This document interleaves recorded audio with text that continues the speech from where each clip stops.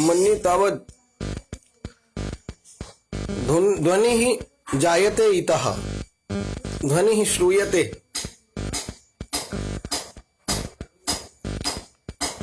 हरि ओम।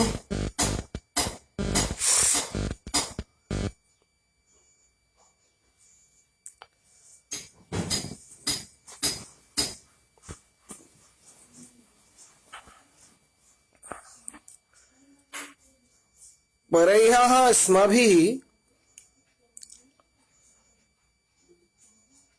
परह्यः परपरह्यः च अस्माभिः पठितमासीत् यत् दुःखानाम् ऐकान्तिक निवृत्तये दुःखानां च आत्यन्तिक निवृत्तये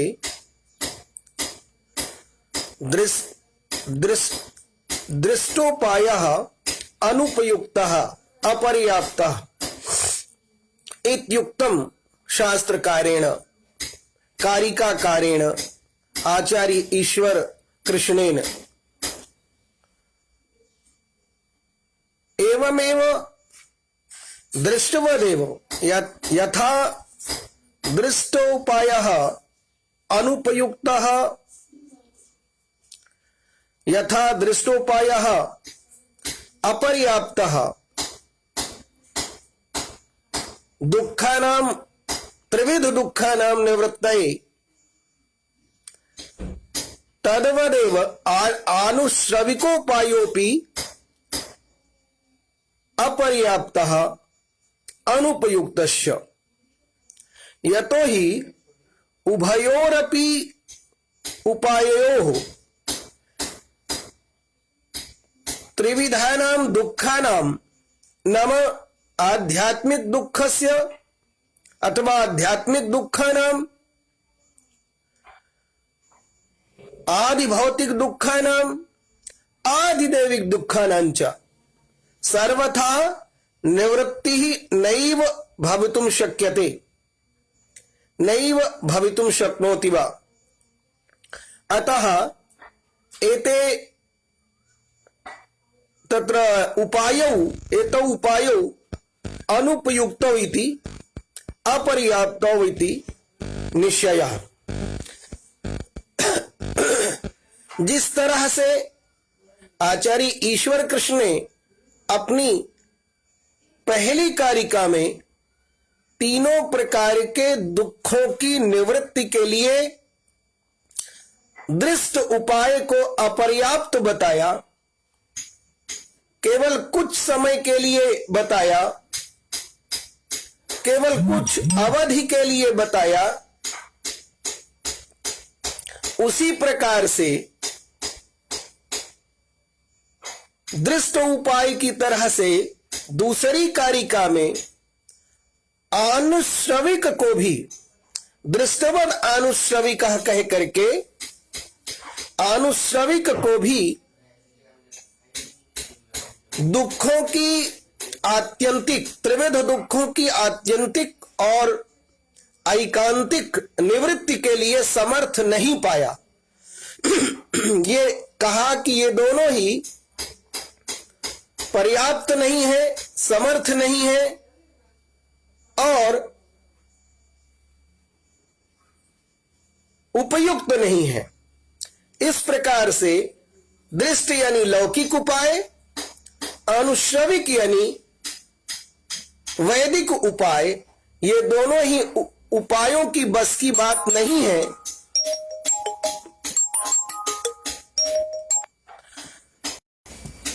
इन दोनों ही उपायों के बस की बात नहीं है कि ये दोनों उपाय तीन प्रकार के दुखों की आत्यंतिक यानी सार्वकालिक, हमेशा के लिए, और ऐकांतिक यानी निश्चित रूप से सर्टेनली तीनों प्रकार के दुखों से छुटकारा दिला सकें। इन दोनों ही उपायों की वश की बात नहीं है। फिर दूसरी कारिका में ही वो उपाय बताते हैं कि तद विपरीतः श्रेयान व्यक्ताव्यक्त ज्ञ विज्ञानात्। बजाय इन दोनों उपायों के दृष्ट और अनुश्रविक उपायों के तीसरे उपाय को अपनाने की आवश्यकता है। तीसरा उपाय क्या है? दृष्ट कहते हैं तद विपरीतः श्रेयान् व्यक्ताव्यक्त ज्ञ विज्ञानात्। दृष्ट उपाय के विपरीत और अनुश्रविक उपाय के विपरीत, इन दोनों ही उपायों के उलट एक ऐसा उपाय है, ब्रह्मास्त्र है शास्त्रकार के अनुसार, जिससे तीनों प्रकार के दुखों की आत्यंतिक और ऐकांतिक निवृत्ति हो सकती है या हो जाती है। यह तीसरा उपाय क्या है? शास्त्रकार कहता है व्यक्ताव्यक्त ज्ञ विज्ञानात्। व्यक्त, अव्यक्त और ज्ञ के विज्ञान यानी विवेक ज्ञान। विज्ञान अर्थात साइंस नहीं, साइंस की तरह से प्रक्रिया को अपनाकर विवेक ज्ञान। विज्ञानम नाम विवेक ज्ञानम। केषां विवेक ज्ञानम? तर्हि शास्त्रकारः कथयति व्यक्ताव्यक्त ज्ञ विज्ञानात्। पंचमी विभक्ति एक वचन, जैसे बालकात् वैसे विज्ञानात्। व्यक्ताव्यक्त ज्ञ विज्ञानात्। व्यक्त से, अव्यक्त से और ज्ञ के तीनों के ही विवेक ज्ञान से, विज्ञान से दुखों की आत्यंतिक निवृत्ति संभव है। भैया जरा इस खिड़की को भी बंद करो और आवाज थोड़ी बंद करो। बाहर की आवाज तो हम कुछ नहीं कर सकते, लेकिन भीतर की आवाज डिस्टर्ब करती है। एवं प्रकारेण, इस प्रकार से दृष्ट और अनुश्रविक को असमर्थ बताने के बाद शास्त्रकार व्यक्ताव्यक्त और ज्ञ के विवेक ज्ञान को समर्थ बताते हुए आगे कहते हैं अपनी तीसरी कारिका में। तीसरी कारिका में उनका कहना है अव्यक्त क्या है, व्यक्त क्या है और फिर आगे ज्ञ क्या है।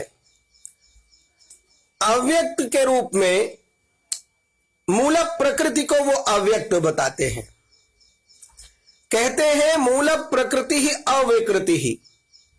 मूल प्रकृति अव्यक्त है, वो अविकृति है, यानी किसी का व्यक्त ने या उत्पाद नहीं है, बल्कि स्वयंभू है। एक ऐसा पदार्थ है सांख्य का ये, जो स्वयंभू है,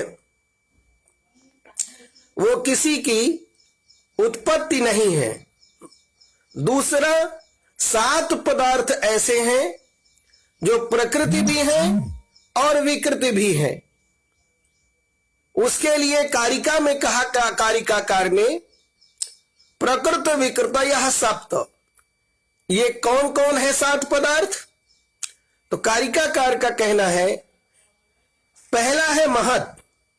बुद्धि के लिए सांख्य दर्शन में महत् शब्द का प्रयोग किया गया है। एक दिन मैंने चर्चा किया था कि प्रत्येक शास्त्र की अपनी टर्मिनोलॉजी होती है, एक विशेष शब्दावली होती है। उस शब्दावली को, उस ग्लोसरी को हम उस शास्त्र विशेष के संदर्भ में ही समझते हैं। तो महत् शब्द का प्रयोग बुद्धि के लिए किया है शास्त्रकार ने। दूसरे शब्दों में कहें तो बुद्धि के लिए महत् और महत् के लिए बुद्धि शब्द का उपयोग किया है, प्रयोग किया है शास्त्रकार ने। और इस महत् की उत्पत्ति होती है मूल प्रकृति से। मूल प्रकृति उत्पन्न करती है महत को। जो प्रकृति और विकृति 7 पदार्थ है उसमें पहला है महत, दूसरा है अहंकार और तीसरा है पंच तन्मात्राएं। ये 7 पदार्थ प्रकृति भी हैं और विकृति भी हैं, किसी के द्वारा उत्पन्न होते भी हैं और किसी को उत्पन्न करते भी हैं। जैसे महत उत्पन्न होता है मूल प्रकृति से और उत्पन्न करता है अहंकार को। अहंकार उत्पन्न होता है महत से और उत्पन्न करता है पंचतन मात्राओं को। पंचतन मात्राएं उत्पन्न होती हैं अहंकार से और उत्पन्न करती हैं पंच महाभूतों को। ये पंच महाभूत पृथ्वी तेजो वायु आकाश, ये 5 महाभूत कहलाते हैं। और पंच तन्मात्राएं रूप रस गंध शब्द स्पर्श, ये पंच तन्मात्राएं कहलाती हैं। तो ये 7 तत्व ऐसे हैं, क्षमा करें कभी कभी मेरे मुंह से पदार्थ शब्द निकल जाता है। पदार्थ शब्द इनके लिए उपयुक्त नहीं है, तत्व शब्द का प्रयोग किया है शास्त्रकार ने। तो ये 7 तत्व ऐसे हैं जो प्रकृति भी हैं और विकृत भी हैं। ये किसी से उत्पन्न होते भी हैं और किसी को उत्पन्न करते भी हैं। इस प्रकार से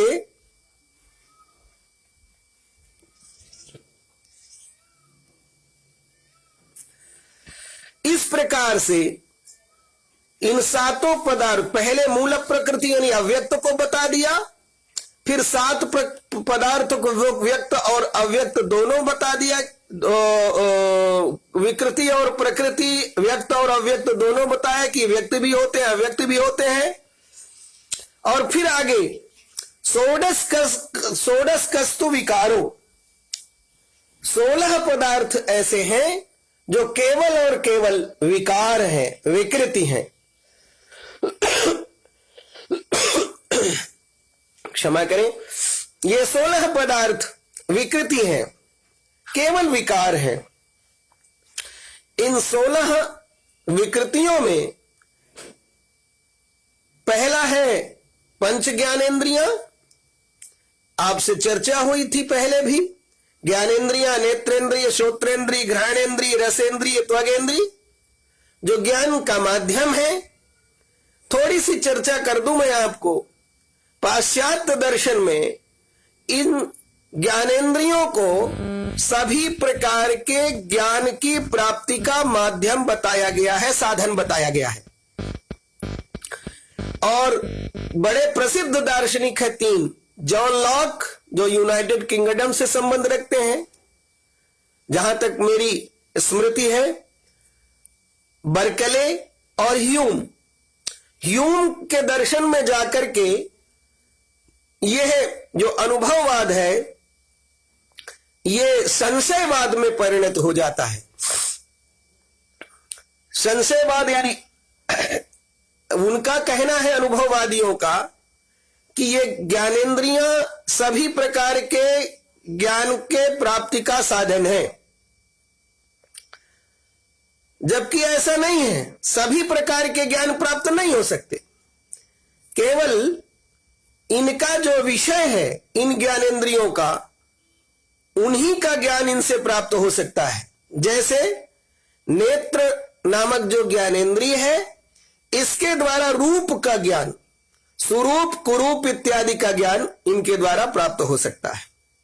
उसी प्रकार से घ्राणेन्द्रिय है, घ्राण से गंध का ज्ञान होता है, दुर्गंध हो या सुगंध हो, इस प्रकार गंध का ज्ञान होता है घ्राणेन्द्रिय को। श्रोत्रेंद्रिय को ध्वनि का ज्ञान होता है, चाहे वो कैसी भी ध्वनि हो, इसका ज्ञान होता है श्रोत्रेंद्रिय को, जिसको कान कहते हैं, कर्णेंद्रिय। इसी प्रकार रसेंद्रिय को स्वाद का ज्ञान होता है, जीभ में करोड़ों अरबों की संख्या में स्वाद कलिकाएं हैं। उन स्वाद कलिकाओं में बड़ी संख्या में स्वाद कलिकाएं हैं। इन स्वाद कलिकाओं के माध्यम से स्वाद का ज्ञान होता है। इसे ही रसेंद्रिय कहा गया। एवं प्रकार नहीं हो, इसी प्रकार से ही जो त्वगेंद्रिय है उसे कोमलता और कठोरता का ज्ञान होता है।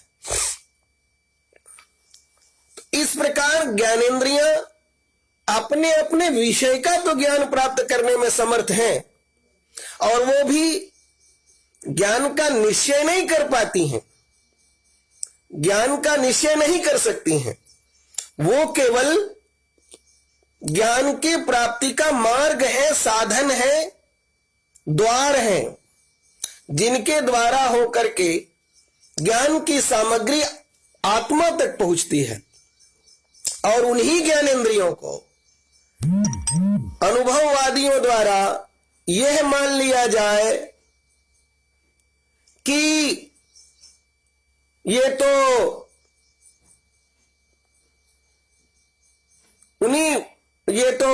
ज्ञान का साधन है, सभी प्रकार के ज्ञान का साधन है, सभी प्रकार के ज्ञान की प्राप्ति का साधन है। तो ये बात संभव नहीं है। इसलिए अनुभववाद की परिणति संशयवाद में हो जाती है कि इसमें संदेह है कि ज्ञानेंद्रियां सभी प्रकार के ज्ञान का अनुभव करती हैं। तो ज्ञानेंद्रियां 5 ज्ञानेंद्रियां, 5 कर्मेंद्रियां। ऐसा हो सकता है हमारे विद्यार्थियों को, जो लोग पाश्चात्य दर्शन को नहीं पढ़ा है, उनके लिए ऐसी स्थिति पैदा हो सकती है कि ये अतिरिक्त जानकारी लगे और बोझ जैसे लगे। तो ऐसा नहीं समझना है, इसको सुन लेना है, संस्कार पड़ा रहेगा। जब आप कभी दर्शन की तुलनात्मक दृष्टि रखते हैं किसी दर्शन के प्रति, तो अंक भी अधिक मिलते हैं और समझ भी लोगों की बढ़ती है कि इनको समझ है। तो 5 ज्ञानेंद्रियां, 5 कर्मेंद्रियां और 5 महाभूत जो 5 तन्मात्राओं से पैदा हुए हैं, और 1 मन, ये 16 तत्व ऐसे हैं जिन्हें शास्त्रकार ने केवल विकार बताया है, व्यक्त बताया है। और आगे कहना है उनका कि पुरुष न तो प्रकृति है और न ही विकृति है। पूरी कारिका में तीसरी कारिका में शास्त्रकार ने 2500 तत्वों की गणना कर दी। पहला तत्व, प्रमुख रूप से सांख्य में 2 तत्व हैं। कभी प्रश्न बनता है तो ये मुख्य तत्व है प्रकृति और पुरुष। प्रकृति है जो मूल कारण है, प्रकृति है जो प्रधान कारण है, प्रकृति है जो अव्यक्त है। और आगे कारिका में जब प्रकृति का लक्षण बताएंगे तो ये बताएंगे कि गुणानाम साम्य अवस्था प्रकृति, ये भी बताएंगे, और भी लक्षण बताए जाएंगे। लेकिन जो एक तत्व है वो मूल प्रकृति है, और दूसरा तत्व है, प्रमुख तत्व है, वो है पुरुष, जो आत्म तत्व का प्रतिनिधित्व करता है। तो एक प्रकृति और दूसरा पुरुष, ये 2 मुख्य तत्व हैं, प्रधान तत्व हैं। बाकी 23 तत्व ऐसे हैं जो या तो व्यक्त है या अव्यक्त है, या तो व्यक्त अव्यक्त दोनों है, या केवल व्यक्त है। महत, अहंकार और पंचतन मात्राएं, जिसको मैंने बताया रूप रस गंध शब्द स्पर्श, ये पंचतन मात्राएं हैं। ये क्या है? ये व्यक्त भी है, अव्यक्त भी है। तो 2 प्रकृति और पुरुष 2 और 7 2 9 के बाद 16 पदार्थ ऐसे हैं जो केवल विकृति हैं। तो 16 और 9 कितने होते हैं?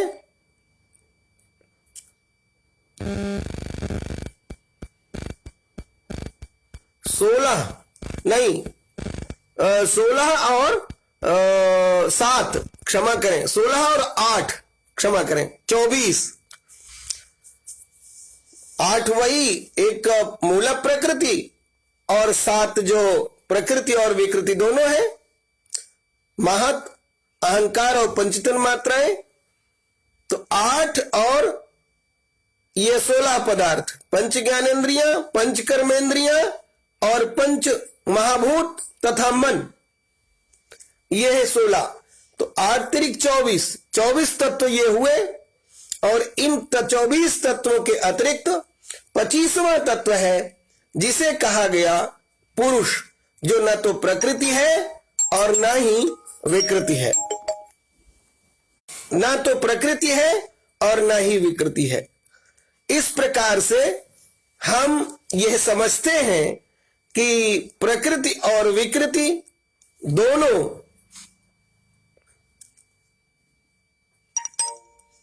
बहुत ही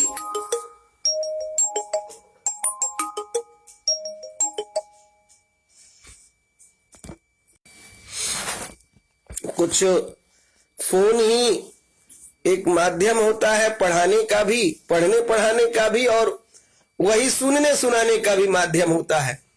इसलिए कदाचित ऐसा एतादृशी स्थिति समुत्पद्यते फोन अपि आगच्छति, तो केचन भवन्ति तेषां ज्ञाने नहीं भवति यत् अयं कालः पठन पाठन कालः, अतः बाधते, किंतु तेषां कृते काचित् तत्र कश्चित् विषयः न भवत्यति बाधते अथवा न, यतोहि ते नैव जानन्ति यत् अत्र कक्षा चलति। अस्तु भवतु नाम, बाधते बाधातु बाधत एव। तो इस प्रकार से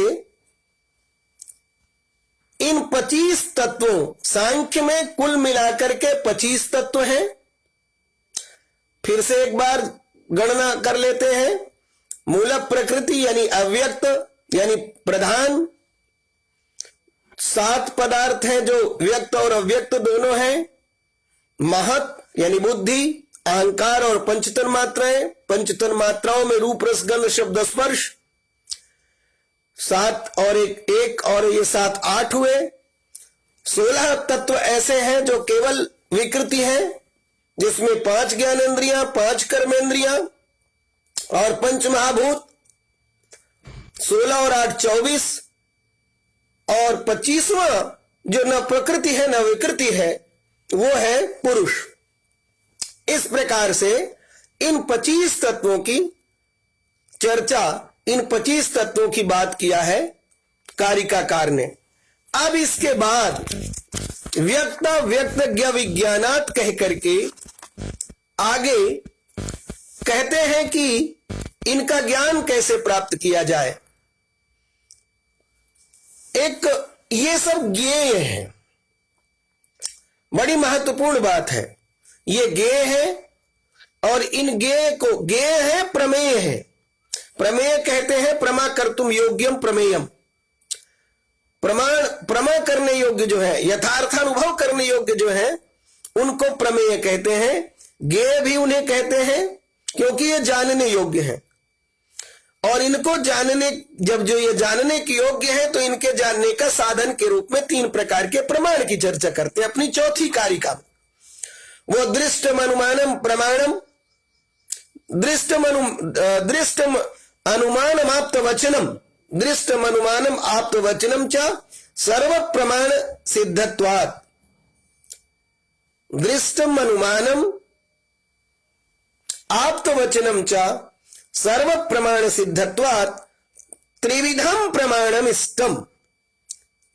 ऐसा कह करके शास्त्रकार कहते हैं कि हमें तो केवल 3 प्रमाण स्वीकार हैं, अभीष्ट है। और फिर आगे कहते हैं प्रमेय सिद्धि प्रमाणाद्धि। इन प्रमेयों की सिद्धि प्रमाणों के अधीन है। अर्थात प्रमाणों के द्वारा ये 3 प्रमाण हैं जो अभीष्ट हैं सांख्य कारिकाकार को, इन्हीं के अधीन है सारा प्रमेय। यानी उन प्रमेयों व्यक्ता व्यक्त ज्ञात का जो विज्ञान है, इन्हीं प्रमाणों के द्वारा इन्हें ही साधन बना करके सिद्ध किए जा सकते हैं, सिद्ध किए जाएंगे। बड़ा स्पष्ट रूप से इस बात को कहते हैं, प्रमेय सिद्धि प्रमाणाद ही माने निश्चयेन, सर्टेनली। प्रमेय की सिद्धि, ये जो व्यक्ता व्यक्त ज्ञा है, इनकी सिद्धि इन त्रिविध प्रमाणमिष्टम, तीनों ही प्रमाणों के अधीन है। उसमें सबसे पहला प्रमाण है दृष्ट प्रमाण। एक बात ध्यान रखना है, प्रत्यक्ष प्रमाण नहीं कहते कारिकाकार, वो कहते हैं दृष्ट प्रमाण है। दृष्टि यानी प्रत्यक्ष प्रमाण। प्रत्यक्ष शब्द का अर्थ होता है किम कथयामः, अक्षि का रूप कैसे चलता है, इसके द्वितीय एक वचन में प्रति। अक्षिण है तो अक्षिणम प्रति होगा। शायद एक बार व्याकरण के विद्यार्थी देख लेंगे, मैं भी देख लूंगा और कल और स्पष्ट कर दूंगा। तो अक्षिणम प्रति प्रत्यक्ष, अक्षि प्रति प्रत्यक्षम, जो ये विशेष रूप से पांचों जो हमारे सेंस ऑर्गन्स है, जिनको अंग्रेजी में कहते हैं, जिनको ज्ञानेंद्रिय कहते हैं, उन्हें सेंस ऑर्गन्स कहते हैं। ये पांचों जो सेंस ऑर्गन्स हैं, इनमें सबसे प्रभावशाली है नेत्रेंद्रिय। अक्षि, अक्षि, अक्षिणी, अक्षिणी, ऐसे रूप चलता होगा, एक बार देख लेंगे। तो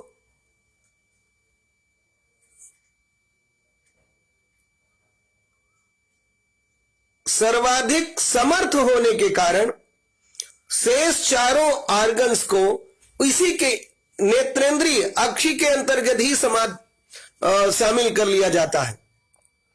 तो प्रत्यक्ष जो, जैसे आप हम सब अनुभव करते हैं कि सुनने की बात, कोई बात किसी को सुना रहा होता है तो उससे कहता है कि देख रहे हैं कि नहीं आप, तो विषय वस्तु है सुनने की, लेकिन कहा जाता है देख रहे हैं कि नहीं आप। तो ये इंद्रिय अत्यधिक बलवती होती है बाकियों की तुलना में, इसलिए प्रत्यक्ष प्रमाण के अंतर्गत सारे जो ऑर्गन्स हैं, सेंस ऑर्गन, सबको शामिल कर लिया गया है और इसे प्रत्यक्ष कहा गया, जिसे सांख्य में दृष्ट कहा गया, दृष्ट नाम दिया गया। दूसरा है अनुमान, अनुमान प्रमाण, और उसके बाद तीसरा है आप्त वचनम। आप्त वचन कहते हैं, शब्द प्रमाण के लिए यह शब्द प्रयोग किया गया है। और आप्त वचन का मतलब है ऐसे पुरानिया लोग जिनकी बात पर 100% विश्वास ही करना होता है। क्यों? क्योंकि वो जो कुछ कहते हैं वो सही कहते हैं। आप्तस्तु यथार्थ वक्ता, ऐसा कहा गया। आप तो वो है जो यथार्थ बोले। अब यथार्थ क्या है?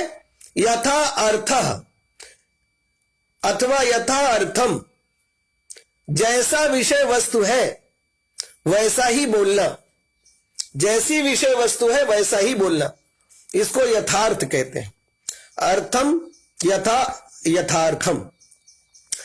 तो यथार्थ वक्ता के लिए आप्त शब्द का प्रयोग किया गया है, और आप्त शब्द का प्रयोग ही शब्द प्रमाण कहा जाता है, क्योंकि उसके मुंह से जो शब्द निकलता है उसे ही प्रमाण के रूप में स्वीकार कर लिया जाता है। आज भी गांवों में, हालांकि ये परंपरा क्षीण हो रही है, लेकिन गांवों में भी छोटे छोटे जो इश्यूज होते हैं, छोटे छोटे जो विवाद होते हैं, उनके पंचायत बैठाकर लोगों की उन इश्यूज को, उन विवादों को पंचों के जरिए, उसमें भी जो सबसे सीनियर मोस्ट होते हैं, वरिष्ठतम व्यक्ति होते हैं, उनकी बात को प्रमाण मान करके आज भी मसलों का समाधान किया जाता है, निराकरण किया जाता है, विवादों का समाधान निकाला जाता है।